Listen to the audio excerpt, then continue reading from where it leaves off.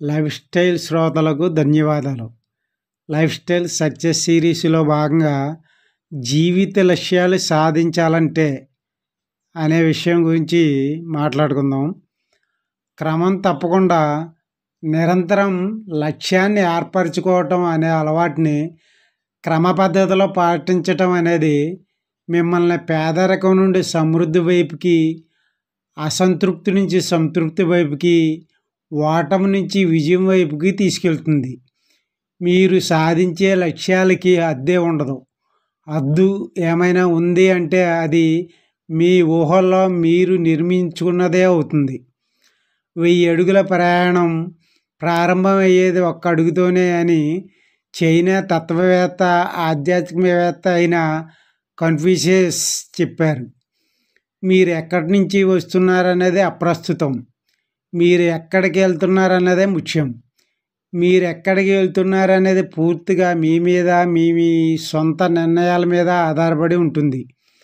ఎప్పుడు కూడా మీరు ఆలోచించినట్టే మీరు తయారవుతారు. మీ లోపల ప్రపంచం తాలూకు ప్రతిబింబమే మీ బయటి ప్రపంచంలో కనిపిస్తుంది. మీరు చేసే ప్రతి పని అర్థవంతంగా, ప్రయోజనకరంగా ఉండేందుకు లక్ష్యాలు దోహదం చేస్తాయి.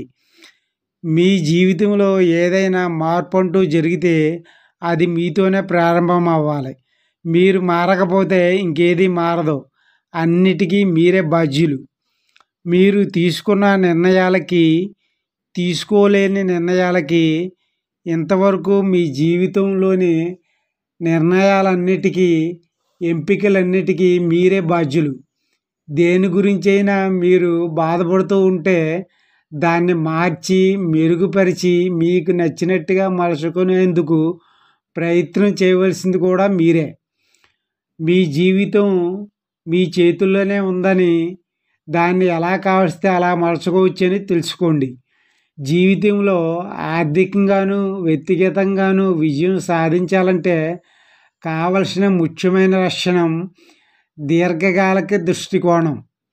భవిష్యత్తులోకి ఎంత దూరం చూడగలిగితే వర్తమానంలో అంత మెరుగైన నిర్ణయాలు తీసుకోగలుగుతారు. చిన్న చిన్న లక్ష్యాలకి, సగం సగం విజయాలకి సంతృప్తి చెందకండి. పెద్ద పెద్ద కలలు కనండి. ప్రతిరోజు ఆదర్శవంతమైన జీవితాన్ని ఎలా గడపాలో జనవరి 1వ తేదీ నుంచి డిసెంబర్ 31వ తేదీ దాకా మీ క్యాలెండర్ని ప్లాన్ చేసుకోండి. ప్రతి సమస్యకి పరిష్కారం ఉందని, అన్ని హద్దుల్ని అధిగమించడం సాధ్యమని, మీరు కోరుకున్న లక్ష్యాన్ని సాధించగలరని తెలుసుకోండి. మీరు కలలు కంటున్న భవిష్యత్తులోకి వెళ్ళి వెనక్కి వర్తమానంలోకి వచ్చి మీరు కలలు కన్న భవిష్యత్తుకి పక్కా ప్లాన్తో ముందుకెళ్ళండి. అంటే ఒక కట్టడాన్ని కట్టే ముందు దాని తాలూకు బ్లూ ప్రింట్ని సిద్ధం చేసుకున్నట్టు అన్నమాట. పరిస్థితుల్లోంచి బయటపడలేకపోవడానికి ప్రధాన కారణం మార్పు అంటే మనకున్న భయమే. మీరు చూసే దానిని నమ్మరు. మీరు దేన్నైతే నమ్ముతారో దాన్నే చూస్తారు. మీ నమ్మకాలు, ధోరణులు, పక్షపాత వైఖరి, ముందు ఏర్పరచుకున్న అభిప్రాయాల కళ్ళద్దంలోంచి మీరు ఈ ప్రపంచాన్ని చూస్తూ ఉంటారు. మీ సమస్య మీరు ప్రస్తుతం ఉన్న చోటికి, మీరు చేరాలనుకున్న లక్ష్యాలకి వారధిని నిర్మించటం. చాలా వరకు జీవితం కూడా అంతే. లక్ష్యాలని సాధించేందుకు పూర్తి చేయవలసిన పనులన్నింటినీ ప్రాధాన్యత క్రమంలో ఒక జాబితాగా రాయండి. ఒక్కొక్క పనికి డెడ్లైన్, గడువు తేదీ నిర్ణయించుకోండి. దీర్ఘకాలిక లక్ష్యాలని ఒక ఏడాదికి, నెలకి, వారానికి, ఇంకా గంటకి పూర్తి చేయవలసిన లక్ష్యాలుగా విడగొట్టుకోండి. విజేతలు ఓడిపోయినా మళ్ళీ మళ్ళీ గెలిచేదాకా ప్రయత్నిస్తూనే ఉంటారు. మీరు డేగలతో కలిసి ఎగరాలంటే కోళ్ళతో కలిసి మట్టి తవ్వితే లాభం లేదు. పథకం వేసుకోలేకపోవటం అపజయానికి పథకం వేసుకోవడంతో సమానం. పథకం వేసుకోకుండా పనిచేయటమే ప్రతి అపజయానికి కారణం. మరునాడు చేయవలసిన పనులన్నిటినీ ముందు రోజు సాయంకాలమే రాసి ఉంచుకోండి. మీ పనులు చేసే క్రమంలో 80/20 నియమాన్ని అమలు చేయండి. నా మొదటి వీడియో 80/20 సూత్రం ఈ నియమం గురించి 80/20 నియమం గురించి పూర్తిగా తెలియజేస్తుంది. కావున నా మొదటి వీడియో 80/20 సూత్రం అనే వీడియో చూడగలరని భావిస్తున్నాను. ఏ పనైనా చేసే ముందు దృశ్యమానం విజువలైజేషన్ చేసుకుంటే ఆకర్షణ సిద్ధాంతం లా ఆఫ్ అట్రాక్షన్ ద్వారా ఆ పనిని క్రియాత్మకంగా చేస్తుంది. ఈరోజు మీరు ఎలా ఉన్నారనేది కాకుండా మీరు ఎలా ఉండదలుచుకున్నారో దానిని చూడండి, ఆలోచించండి. కాలక్రమేణ మీరు ఆ నూతన వ్యక్తిగా రూపొందుతారు.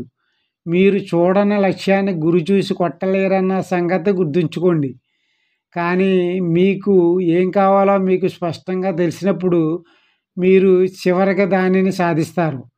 ఎటువంటి సమస్యనైనా పరిష్కరించడానికి మానసిక మథనాన్ని మైండ్ స్ట్రోమింగ్ అమలు చేయండి. మీకు ఎదురైన ఏదైనా సమస్యని ప్రశ్నగా వ్రాసుకొని దానికి సుమారు 20 పైన పరిష్కారాలు కానీ జవాబులు కానీ వ్రాసుకున్న తర్వాత దాంట్లో మీ సమస్యను పరిష్కరించే ఉత్తమమైన ఒక జవాబును ఎన్నుకొని అమలు చేస్తే దాని ప్రభావం ఎన్నో రెట్లు ఎక్కువగా ఉండటం మీరు గమనిస్తారు. అలాగే మీకు ఒక ప్లాన్ బి కూడా ఉండేటట్లు చూసుకోండి. ఒకే మార్గంలో చిక్కుకుపోయేలా ఉండకూడదు.